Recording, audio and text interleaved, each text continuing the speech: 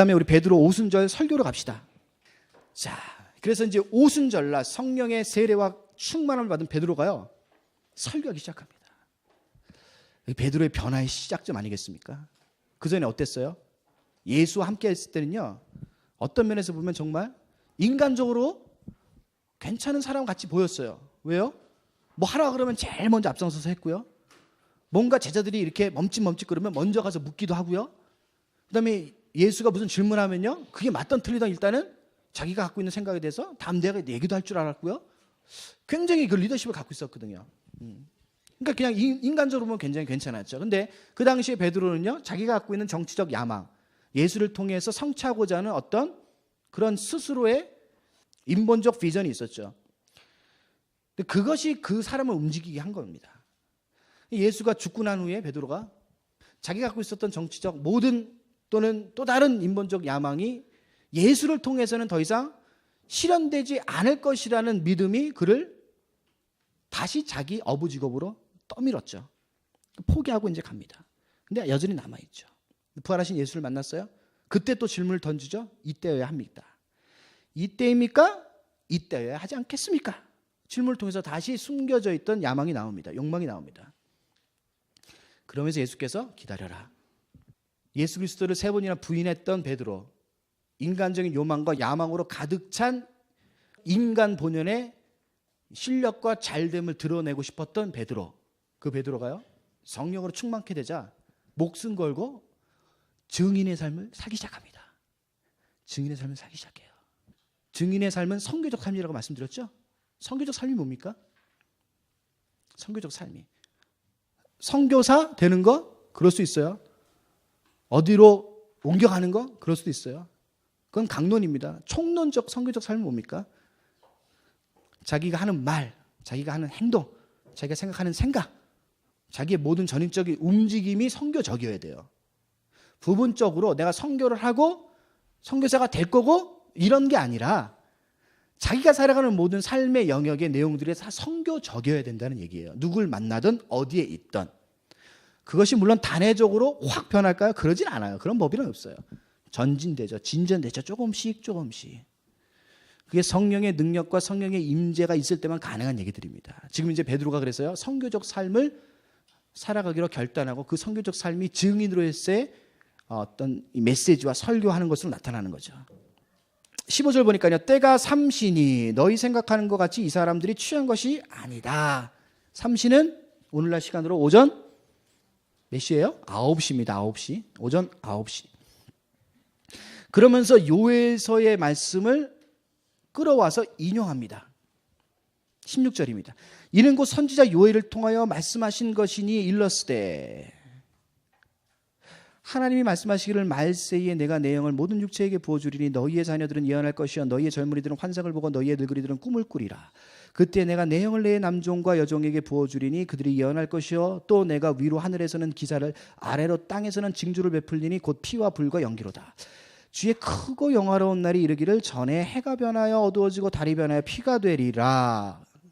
누구든지 주의 이름을 부른 자는 구원을 받으리라 하였느니라. 이 요엘서의 말씀을 그대로 선포합니다. 이 요엘서의 예언이 어떻게 됐다는 얘기예요? 이루어졌다는 얘기죠. 자, 이 부분도 우리가 좀 조심해서 해석을 해야 되는데요. 이것도 강론적으로 성경 구절을 떼다가 그것을 막 띠오리어 시키면요 굉장히 곤란합니다. 곤란해요.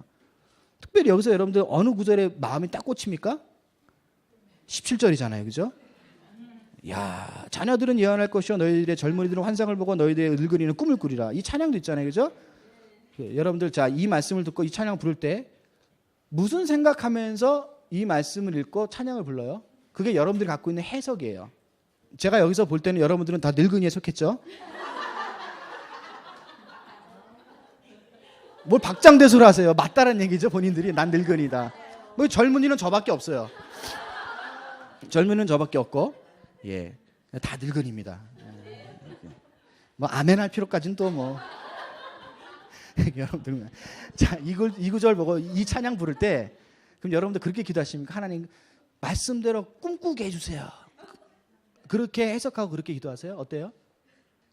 그런 적 있으세요? 없으세요? 그러면 아무 생각 없이 그냥 그냥 불러요? 아무 생각 없어요? 아무 생각 없는 게 차라리 나은 것 같아요. 제가 볼 때는. 이거를 그냥 문자대로 해석하면요 곤란하죠. 곤란합니다. 예. 이게 무슨 얘기냐? 간단해요. 이게 어려운 얘기가 아니에요. 뭘 이렇게 어렵게 하나님께서 말씀하셨겠어요? 여러분들이 괜히 어렵게 받아들여서 그렇지. 이건 두 가지로 딱 나눠지죠. 뭐예요? 여기서 자녀들과 젊은이와 늙은이는요 한 세대를 살아가는 모든 인류의 그룹을 얘기하는 거죠. 그죠? 아이들, 그 다음에 부모들, 그 다음에 부모의 부모인 어른들. 그렇게 보시면 돼요. 3세대입니다. 3세대. 이게 오늘날에 이제 집안에서 3세대 같이 살아가는 집안이 이렇게 많이는 없죠. 많이는 없죠. 있긴 있지만 많이는 없어요. 예전에는 기본이에요. 3세대는 그냥 최소 단위야. 최소 단위. 너희 집안 가족이 누구야 그러면 당연히 할머니 할아버지부터 나오는 거예요. 요즘에는 그냥 부모님 아니면 자기 또는 자기 아니면 아이들 이렇게 나오죠. 당시에 유대 사회는요 3세대는 기본, 많으면요 4세대, 5세대도 같이 살았단 말이에요. 그러니까 어쨌든 최소 기본인 최소 가정의 단위 3세대, 즉 1세대, 그러니까 세대적으로 시대적으로 봅시다. 그 시대를 총괄하는 인류의 모든 세 대표 그룹을 3등분한 것뿐이에요. 아이 그룹, 그 다음에 어른 그룹, 그리고 그 가장 위에는 부모 그룹. 됐죠? 그럼 이건 뭘 얘기한 거 하다고요? 그 앞에 나와 있는 거예요. 모든 육체를 3등분한 거예요. 됐죠? 그러면 예언과 환상과 꿈은 뭐냐? 그게 문자대로 자녀들은 예언하고 젊은이들은 환상을 보고 늙은이들은 꿈을 꿔라. 그 얘기예요? 그게 아니라는 거예요. 뭐냐? 예언과 환상과 꿈은요. 구약에서 하나님께서 하나님을 계시할 때 종종 사용했던 방법이에요. 방법. 하나님이 누구냐 했을 때 가장 중요한 것은 구약에서는 모세오경입니다. 근데 모세오경이 있기 전에는 하나님께서 아브라함과 이삭과 야곱과 요셉 등등을 만나 주실 때 무엇으로 만나 주셨을까요? 환상, 꿈, 예언 등이에요. 그죠? 자, 그것이 이제는 모세를 통해서 문자적으로 정립이 되죠. 기술이 되죠. 그게 모세오경입니다. 그리고 모세오경 이후에 역사서와 선지서가 그 뒤를 잇습니다. 근데 아직 완벽한 계시가 오지 않았죠. 완벽한 계시는 누구세요? 예수죠. 예수가 완벽한 계시입니다. 그 예수님이 누가복음 24장에 우리 어저께 살펴본 대로 뭐라 그래요? 모세의 율법과 선지자의 글과 시편의 말씀은 누굴 가리키는 거다? 나를 가리키는 거다 그러는 거예요. 그러니까 구약의 전체 말씀은요 완벽한 계시가 아니에요. 완벽한 계시가 오실 것이다라고 이야기하는 예언, 즉 하나님의 소통의 방법들이지 그것 자체가 완벽한 계시는 아니라는 거예요. 완벽한 계시는 예수죠. 예수가 오신 거예요. 자, 그런 말에 의거해서 예언과 환상과 꿈은요 구약을 이루는 데 있어서의 하나님의 소통 방법이었다는 거야. 하나님의 소통 방법이 구약을 만들어냈고 이제는 그 구약이 계속해서 누구를 향해 가르쳤다고요? 예수를 가리킨 것이 이제는 실체적으로 예수가 육신의 몸을 입고 이 땅 가운데 오신 것으로 뭐예요? 구약은 완벽하게 성취된 거죠. 지금 요엘은 그 얘기를 하는 거고 베드로는 그걸 받아서 초림하신 예수 그리스도부터 재림하신 예수 그리스도 사이에 하나님의 통정적인 구속 사역이 어떻게 앞으로 이루어질 것인가에 대한 선포로서 이야기를 하고 있는 거예요. 이거를 진짜 다시 한번 말씀드립니다. 자녀들은 예언해야 된다, 젊은이들은 환상을 봐야 된다, 늙은이들은 꿈을 꾸라는 얘기가 아니라 세 그룹은 한 시대에 한 세대를 아우를 수 있는 모든 인류를, 즉 모든 육체를 얘기하고 그 모든 육체가 구원받을 수 있는 통로가 있는데 그 통로는 말씀이고 계시였어요. 근데 그 말씀과 계시는 구약 때 환상과 꿈과 예언으로 나타났죠. 그죠? 말씀도요, 뭘 듣고 말씀으로 기술한 거예요? 하나님의 예언, 하나님의 꿈, 하나님이 보여주신 환상으로 기록한 거죠. 모세가 됐던 선지자가 됐던, 그죠? 오케이? 물론 거기에 자료들도 포함되어 있죠. 근데 그 모든 것도요, 하나님의 꿈과 예언과 계시라는 초월적인 방법으로 인해서 구약 성경이 편집되거나 기술되어진 겁니다. 그러니까 그걸 얘기한 거예요, 지금. 그것에 대한 실체가 예수로 오셨고 그 예수가 오셨기 때문에 이제 그 모든 구약적 예언은 성취된 것으로 이야기되어지는 거예요, 지금. 그럼 밑에 나오는 19절, 20절 이 얘기가 또 우리가 해석을 해야 되죠. 또 내가 위로 하늘에서는 기사를 아래로는 땅에서는 징조를 베풀리니 그 피와 불과 연기로다. 이렇게 피, 불, 연기가 나와요. 이거는요 두 가지로 이야기할 수 있습니다. 피, 불, 연기는 하나님의 임재와 영광을 상징하죠. 하나님의 임재와 영광이 자연을 통해서 사람들에게 보여주고 들려질 때 현상학적으로 나타나는 것이 주로 피, 연기, 불, 바람 뭐 이런 것들입니다. 자, 대표적으로 이 세 가지를 끌고 왔어요. 그래서 이거는요 제가 말씀드렸듯이 주로 구약에서 하나님이 이스라엘 백성 앞에 현현하시고 계시되어질 때 나타나는 자연적 현상이다. 그러면 지금 그 앞에 있었던 예언과 꿈과 환상 이런 것과 뒤에 나오는 불과 연기와 피는 뭐예요? 같은 얘기예요. 그러니까 본질적으로 똑같다는 게 아니라 현상학적으로는 다르지만 하나님이 누구인가를 인간에게 계시할 때는 예언과 꿈과 환상으로 보여주시고 그것이 성경 즉 구약으로 율법과 시편과 선지서로 기록된 결과물로 나온 거고 그 다음에 구약에서 하나님께서 성경을 기술하는 것을 목적으로 해서 나오는 것이 아니라 정말 현상학적으로 그들 앞에 하나님이 누구이신가를 스스로 드러내실 때는 불과 연기와 피와 같은 자연의 것들을 가지고 그들에게 먼저 바바방 하고 그 시그널을 주신 다음에 하나님께서 그 다음에 하나님을 계시했더라는 얘기를 자연 만물을 빌어다가 쓴 거예요. 그러니까 둘 다가 본질적으로 하나님이 누구이신가를 가르치기 위한 현현과 현상으로 나온 거고 그 다음에 첫 번째 이야기는 말씀 즉 구약으로 점철된 거고 두 번째 것은 첫 번째 의미와 두 번째 의미가 있는데 첫 번째 의미는 하나님의 계시라고 말씀드렸죠. 두 번째 것의 두 번째 의미는요 종말을 얘기하는 거예요. 종말의 현상학적인 계시. 그래서 선지서들 보면요 뭐 별, 달, 해가 뭐 떨어지고 뭐 하늘이 어두워지고 피가 되고 뭐 이런 거 있죠.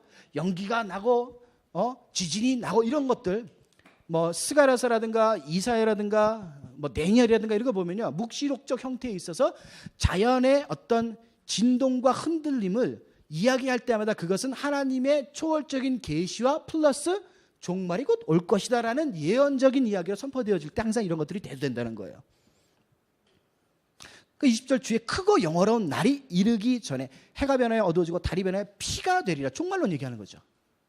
자, 그러면 구약으로 다시 가서 요엘이 이 이야기를 썼을 당시에는 그들의 입장에서 말세 17절 보세요. 하나님 말씀하시기를 말세에 이렇게 시작하잖아요. 그죠? In the last days. 이때 이 마지막 날 또는 말세라고 표현된 이 말세는 요엘 입장에서 볼 때는 뭘 가리키고 있는 거예요? 종말인데 그 종말이 누구에 의해 성취될 거라는 얘기예요? 예수예요. 예수.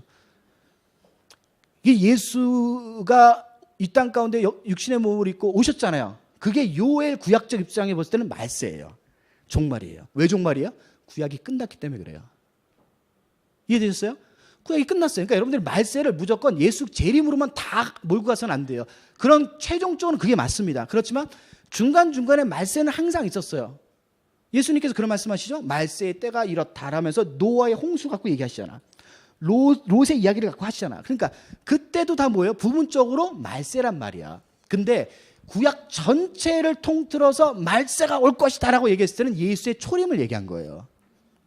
요엘서의 이 예언이 누구로부터 성취됐어요? 예수로.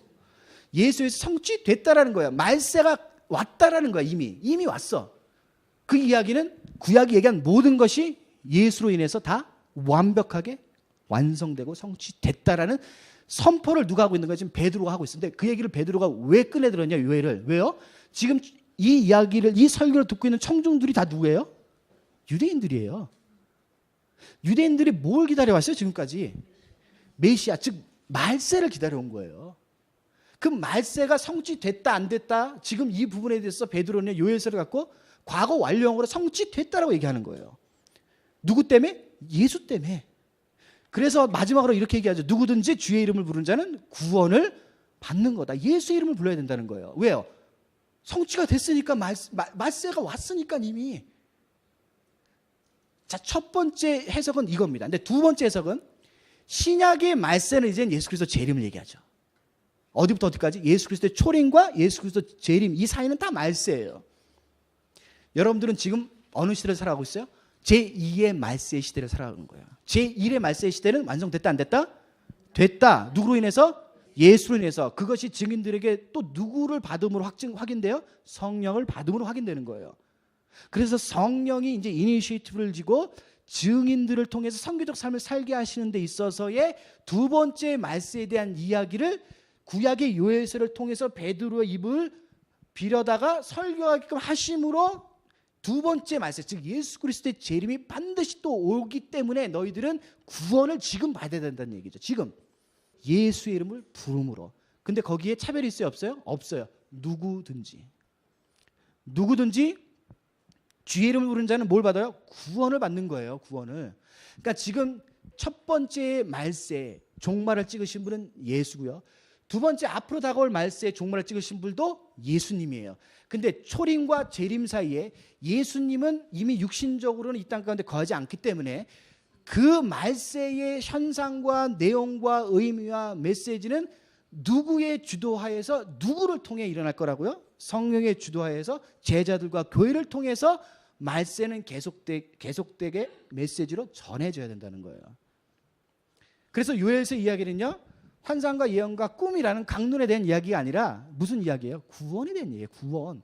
말세와 구원의 관계 얘기죠.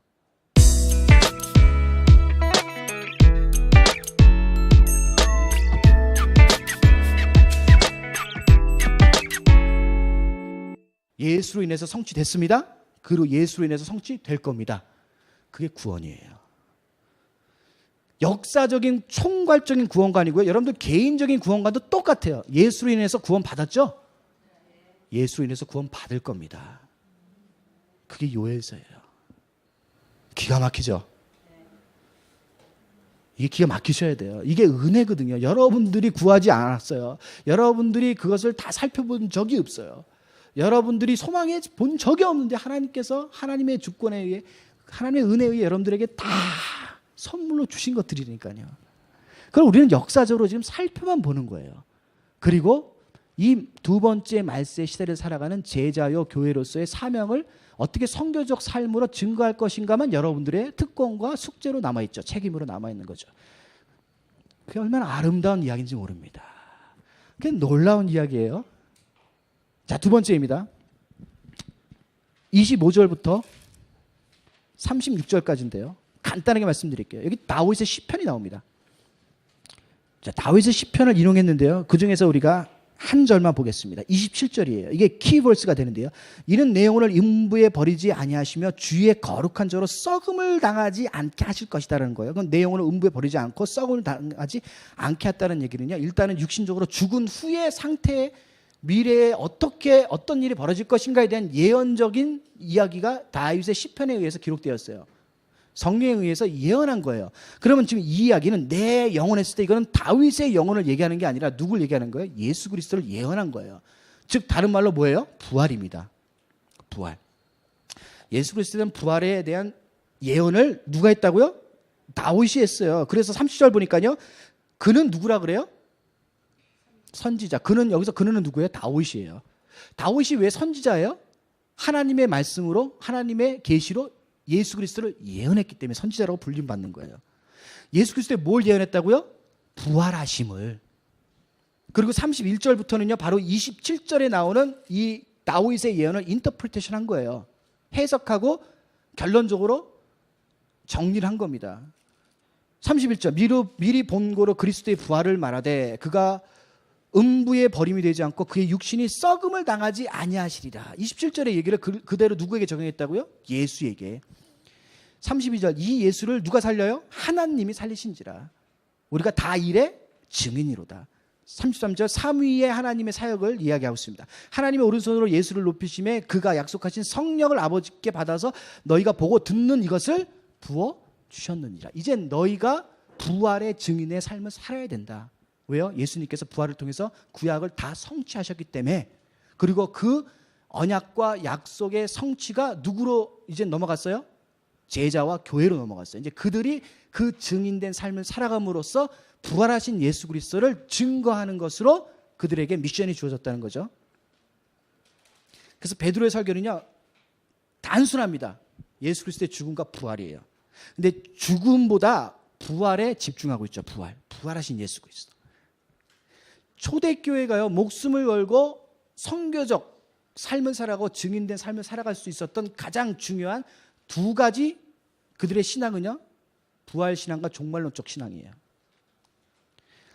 예수 그리스도가 부활하셨죠. 그 부활이 우리의 생명으로 내재됐어요. 그렇기 때문에 그들의 죽음은 곧 뭘 의미해요? 부활을 의미해요. 그렇기 때문에 순교를 두려워했을까 안 했을까요? 안 했어요. 물론 인간적으로 공부와 두려움이 없다는 얘기가 아닙니다.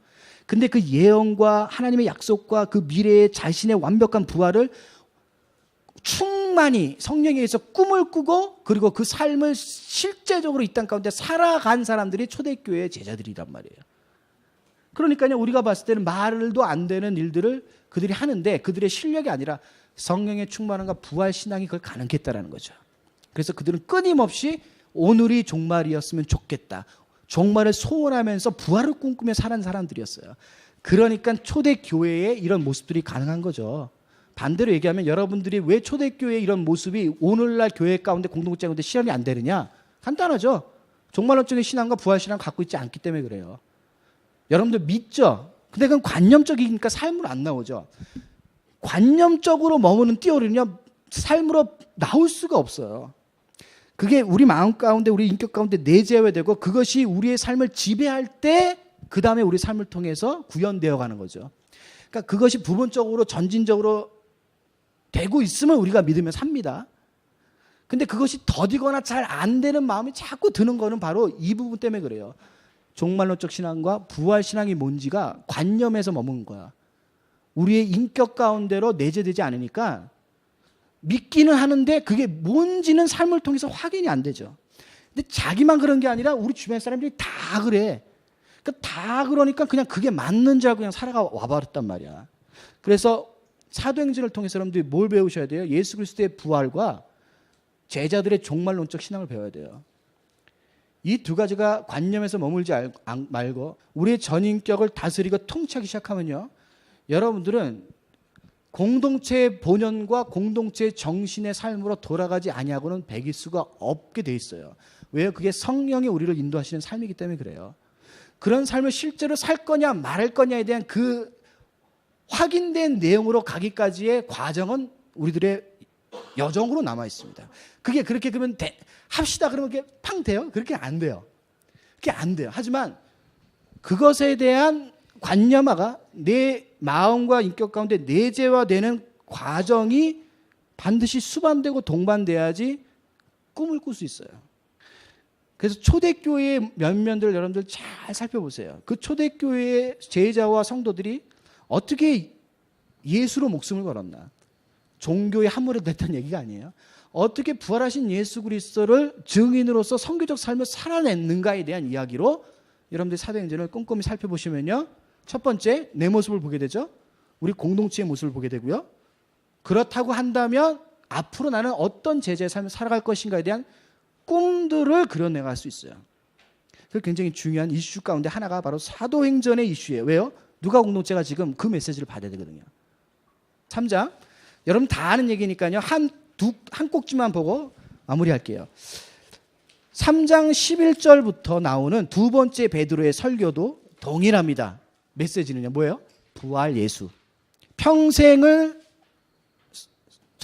못 걸으면서 서지도 못한 채 살아온 사람이 어떻게 기적적으로 한 번에 회복되고 일어서서 걷고 뛰면서 하나님을 찬양하게 됐는가에 대한 설명을 설교로 풀어내는데 그 설교의 중심에 부활하신 예수 그리스도가 있기 때문에 가능한 거라는 거예요. 베드로와 요한의 실력이 아니라는 얘기를 지금 하는 거죠.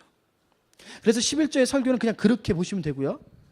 그러면 우리 그 전에 1절부터 10절까지의 장면을 한 꼭지만 봐서 보고 정리하도록 하겠습니다. 6절이죠.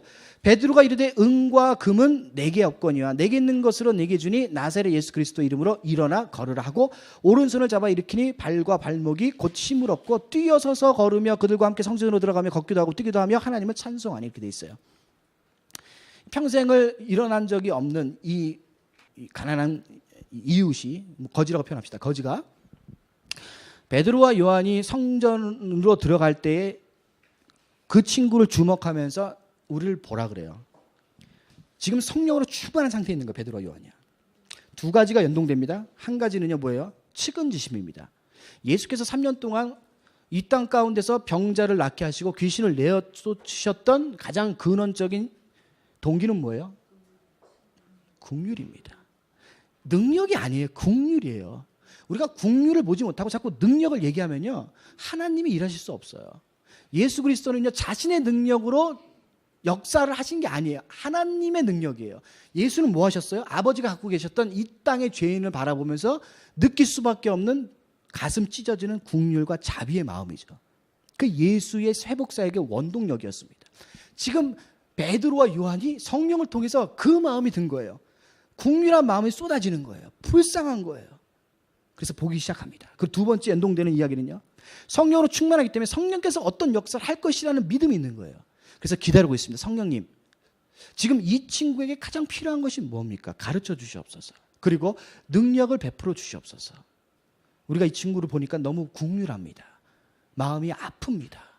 예수께서 3년 동안 보여주셨던 그 능력의 사역이 바로 이 긍휼에서 나온 것임을 우리가 성령을 통해서 깨닫기 시작했습니다. 성령님, 여기서 기적을 베풀어 주시옵소서라는 또 어떤 그들의 소원이 있죠. 갈망이 있었습니다. 그때 성령께서 이들을 터치하고 움직이시죠. 그리고 그에 따라 순종합니다. 그래서 은과 금은 이 거지가 바랬던 원함이었어요. 왜요? 평생을 한 번도 일어서지 못한 채 앉으면서 살아온 이에게 나는 다시 서서 걸을 수 있을 거야 라는 꿈은 환상에 불과했죠. 그럴 수 없었을 거예요. 그에겐. 그건 절망이죠. 그래서 그가 바랬던 원함이 한 가지 있었다고 한다면 돈을 하루에 좀 얼마큼 얻어서 입에 풀칠했으면 좋겠다라는 게 그가 갖고 있던 모든 원함이었어요. 근데요, 베드로와 요한은요 성령을 통해서 그의 필요를 본 거죠. 원함을 뛰어넘는 필요, 성령의 역사가 바로 이 부분에 있습니다. 여러분들의 신앙생활을도요 이 부분에서 갈등을 일으켜요. 내가 원하는 게 있는데요, 하나님은 성령을 통해서 우리의 필요를 채워주시더라. 근데 그 필요가 내가 진짜 내 마음 가운데 갈망하고 진짜 내 인생에 필요한 것을 그때는 잘 못 느껴요. 이렇게 가다가 뒤돌아보니까 하나님의 은혜의 역사가 내가 그 당시에는 이런 걸 원했을 때는 이런 걸 들어주지 않았는데 말씀을 읽다가 성령에 의해서 다시 되돌아보니까 원함은 들어주지 않았는데 나한테 필요한 것은 주셨다라는 거야. 그게 신앙이에요. 그러니까 우리가 여기서 갈등이 있어요. 우리가 우리의 진정한 필요를 우리 스스로 잘 못 느껴요. 그건 누구나 다 마찬가지입니다. 그러니까 겸손해지는 게 중요한 거죠. 그리고 하나님 앞에 하나님, 제가 하나님께서 원하는, 하나님이 원하는 나의 필요가 뭡니까? 이렇게 기도하는 게 정말 정직하고 겸손한 기도가 될 수밖에 없죠. 베드로와 요한이요, 그전에는 원함에 따라서 움직였던 자들이죠. 이들이 예수를 통해서 자기네들이 원했던 정치적 행사, 경제적 어떤 채움, 그저 종교적 어떤 발휘, 이런 것들이 인간적인 그들의 필요였어요. 그러니까 그게 안 주어지죠.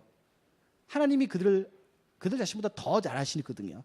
성령을 통해서 이제 진정한 필요가 뭐냐 했을 때 그 필요는 뭐예요? 복음이죠. 그게 예수예요. 그래서 그들에게 있는 것은 예수의 이름이죠. 예수의 이름으로, 즉 나사렛 예수 그리스도 이름으로 일어나 걷는 것이 바로 너한테 필요한 거다라는 거예요. 자, 이건 현상입니다. 성령의 능력에 의해서 초자연적인 기적이 좀 일어납니다. 예수 그리스도의 이름으로 이를 이렇게 세웠더니 발목에 힘이 생기고 한 번도 평생 일어나 본 적이 없던 이 친구가 일어나게 됩니다. 이건 현상이죠. 실제입니다. 그런데 이 실제의 현상이 영혼의 필요로 가요. 그게 뭐예요? 예수를 보게 된 거죠. 그러니까 하나님을 찬양합니다. 하나님을 찬미합니다. 그리고 이 친구는 뒤에는 나와 있지 않지만 당연히 초대교회 중요한 멤버십으로 돌아왔을 거예요. 그죠? 왜요? 그는 증인이거든요. 그는 봤거든요. 그는 들었거든요. 그는 경험했거든요. 예수를 봤어요. 말씀을 들었죠. 성령을 통해서 기적과 같은 체험을 했어요. 이런 증인이 어디 있겠어요? 그 증인이 초대교회 중요한 멤버십의 한 일원이 됐겠죠. 당연히. 그죠? 이게 교회사예요. 아름답죠. 놀랍죠. 여러분들도 그래서 이 자리에 있는 거예요. 여러분들이 잘나서 여러분들이 원해서 있는 게 절대 아니라니까요. 여러분들 뭘 원해요? 지금도 돈 원하잖아요. 성공 원하잖아요. 건강 원하잖아요. 남보다 좀 잘 되는 거 원하잖아요. 그게 우리의 원함이에요. 솔직한 우리의 마음 아니겠습니까? 당연하죠. 여기서 자유로울 사람 아무도 없습니다. 저도 그래요. 근데 하나님은 성령을 통해서 우리의 필요를 채워주시더라. 얼마나 감사합니까? 우리의 원함만 채워줬으면요, 우리는 다 사람들을 죽였을 거예요. 그렇지 않아요? 왜요? 내가 쟤보다 잘 돼야 되는데 쟤가 나보다 잘 되면 내가 죽여야지 쟤를. 그게 인간의 원함이라니까요. 악하다니까요, 원함이라는 건. 그래서 기도하실 때 하나님의 내게 필요한 것이 하나님의 원함이 됐으면 좋겠습니다. 이렇게 기도하세요. 그때 하나님께서 그 기도를 하나님의 때에 반드시 들어주실 겁니다. 그리고 여러분들도 모르는 사이에 이 지경까지 온 겁니다. 전 이걸 지경이라고 표현하죠. 왜요? 말씀을 들을 때마다 참 어렵거든요. 내가 왜 이 공부를 시작해서 왜 또 초대교회를 들여다봐야 되느냐. 이게 초대교회를 들여다보면 참 마음이 어려워요. 여러분들 이 지경까지 오신 거 하나님의 큰 은혜고 축복이고 여러분들이 이게 필요했기 때문에 그런 거예요. 그 필요를 성령에 의해서 잘 구별하세요. 그게 하나님께서 여러분들에게 주시는 필요가 한다면 믿음으로 받아들이세요. 그리고 성령께서 어떤 마음의 도전과 감동을 주실 겁니다. 그러면 움직이십시오. 그게 증인의 삶이에요. 그게 선교적인 삶이에요. 그 삶을 살아내지 못하면요, 교회는 교회 될 수 없죠. 제자는 제자 될 수 없죠. 여러분들은 들었어요? 그죠? 뭘 들었어요? 말씀을 들었죠. 여러분들은 보셨습니다. 뭘 보셨어요? 저를 봤잖아요. 농담하는 거. 자, 예수를 봤잖아요. 여러분 경험합니다. 성령을 통해서 말씀이 여러분들을 지금 움직이시는 것들을 경험하죠. 여러분들은 증인입니다. 그러면 증인의 삶을 사시면 되죠.